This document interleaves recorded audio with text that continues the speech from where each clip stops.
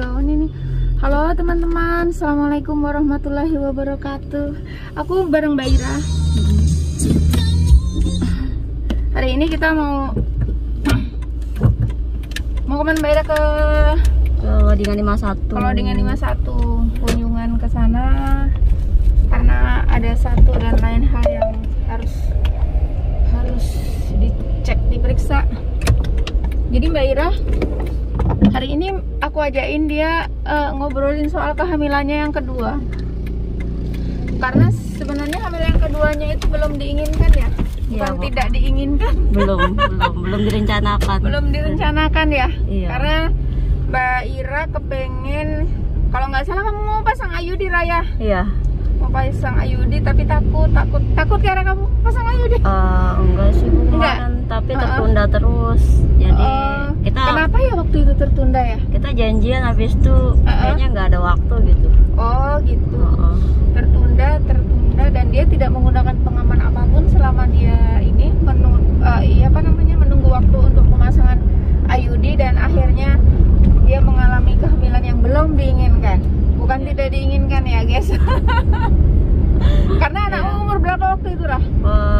Berapa itu ya? 3 tahun lebih. 3 tahun lebih. Tapi kamu kepengen menundanya sampai 5 tahun ya? Iya, di usia 5 tahun. Ya, di usia 5 tahun baru dia ingin hamil lagi gitu. Nah, terus dan yang kebetulannya lagi anaknya dia itu cewek, anak pertamanya cowok gitu. Dia kan dengan SC ya, dengan sesar. Anak pertama sesar kan Rah? Sesar Bu. Sesarnya kenapa? Karena dulu Panggul sempit. panggul sempit. Dia itu kecil mungil gitu guys. Jadi sampai sekarang setua ini masih so imut karena dia kecil. Terus karena dia panggul sempit dan dia harus SC di pertama kali dia melahirkan, otomatis dia itu kan punya batasan berapa kali hamil. Ya kan Mbak Ira? Kamu dikasih tahu dokter berapa kali dia hamil? Maksimal 4 mungkin. Maksimal 4 ya. Rata-rata idealnya tuh 3 kali ya. 3 kali. Otomatis kalau dia kepengen anak berarti harus direncanakan cewek atau cowok gitu. Karena jangan sampai nanti kepengen hamil untuk mengejar jenis kelamin tertentu. Jadi dia waktu itu mau KB dulu lah, IUD sambil berencana. Tapi kebetulan yang tanpa direncanakan ini anak keduanya cewek ya Raya. Iya Bu, Alhamdulillah banget gitu. Itu tidak direncanakan ya guys. Yang pertama cowok, yang keduanya adalah cewek. Nah, artinya di sini kita bukan bicara konseling ya guys, bicara soal pengalamannya dia. Iya. Kok bisa sih dapat anak cewek yang kedua kalinya gitu. Kalau aku sama suamiku memang direncanakan Mbak Ira. Kalau Mbak Ira kan tapi aku sebenarnya waktu itu direncanakan enggak ya? Aku lupa, sudah bertahun-tahun yang lalu. Cuman waktu pertama kali nikah aku memang berencana nanti punya anak cewek sama cowok gitu. Nah, terus cerita Mbak Ira. Pengalamannya soal makanannya, terus apakah ketika berhubungan itu terangsang atau tidak gitu. Oh iya. Jadi waktu itu kan tapi entah bagaimana gitu nah Bu ya. Saya tuh waktu tidak merencanakan itu, saya dan suami itu suka makan sayur sebelumnya dan jarang makan hewani sih. Jadi sayur aja, dan sayurnya tuh kebetulan setiap beli itu kayak perangsang hormon ya, kecambah, suka banget beli kecambah waktu itu Bu. Jadi itu tinggi protein ya. Iya. Terus suka beli sayur-sayuran pokoknya, dan waktu itu suami juga senang makan sayur-sayuran. Iya, sayur. Kalau buah Mbak Ira? Sama buah, jadi sayur dan buah. Dan waktu itu memang saya suka makan yang begitu, entah bagaimana kan Bu. Tapi ada ya makan kayak daging? Ada Bu, cuma enggak, jarang sekali ya makan, cuma lebih intens ke sayur buah gitu. Sayur sama buah. Terus lauknya apa Mbak Ira? Lauknya ya daging juga makan Bu, daging cuma kayak ngemil-ngemilnya tuh lebih ke sayuran buah gitu. Tahu tempe mungkin cenderung lauknya tahu tempe gitu ya? Enggak. Selingan sih Bu. Selingan ya. Seperti lauk-lauk pada umumnya ya, ikan. Lauk pada umumnya iya. Tapi lebih banyak makan sayur dan buah. Iya. Terus juga hubungan itu ya apa ya, lebih terangsang dibanding kehamilan yang sebelumnya. Jadi Oh, gitu. kayak libido saya lebih tinggi seperti itu. Itu ya padahal ya. Iya. Jadi maaf pas berhubungan itu klimaknya gitu ya. Iya Bu. Oh gitu ya. Tapi bisa jadi ya guys ya. Sebenarnya kan kalau di teori jenis perencanaan jenis kelamin anak itu kan biasanya kalau misalnya kepengen anak perempuan itu ada beberapa hal metode ya guys ya. Satu, makanan yang dikonsumsi oleh suami itu akan mempengaruhi jumlah jenis gennya laki-laki atau perempuan gitu. Kalau dia cenderung banyak makan sayur, buah, tinggi kalsium sama magnesium, otomatis produksi hormon produksi spermanya itu cenderung akan banyak perempuan, Mbak Ira. Nah, upaya yang dilakukan biasanya adalah itu tadi, memperbanyak jenis konsumsi makanan. Artinya makanan tertentu yang harus dikonsumsi idealnya sih sebenarnya selama 3 bulan, Mbak Ira, kalau mau anak perempuan. Terus ada upaya satu lagi di mana kita mengingat gen laki-laki dan perempuan itu punya kelemahan ketika dia dalam perjalanan menuju ke ovum. Ya, dia memiliki kelemahan dan kelebihan. Jadi kalau si perempuan terangsang, dia akan mengeluarkan di vagina itu kan basah ya. Iya. Merubah asam dari merubah sifat asam dari vagina menjadi basah. Nah si perempuan itu tahan dengan asam, Mbak Ira.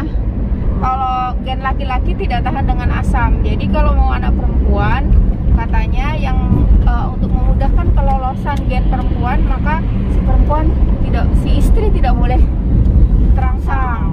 Ya, karena kemungkinan besar kemungkinan besar dia kelajuannya itu lebih duluan gen laki-laki. Iya Bu. Iya. Jadi kalau mau anak laki-laki dia harus terangsang. Jadi kalau mau anak perempuan sebaiknya tidak terangsang. Begitu, ada 2 metode seperti itu. Nah, tapi kalau sudah dominan dengan makanan yang tertentu yang mengakibatkan gen laki-laki itu lebih banyak daripada gen perempuan, meskipun si perempuan terangsang, kemungkinan besar yang masuk ke ovum adalah gen laki-laki. Gen perempuan.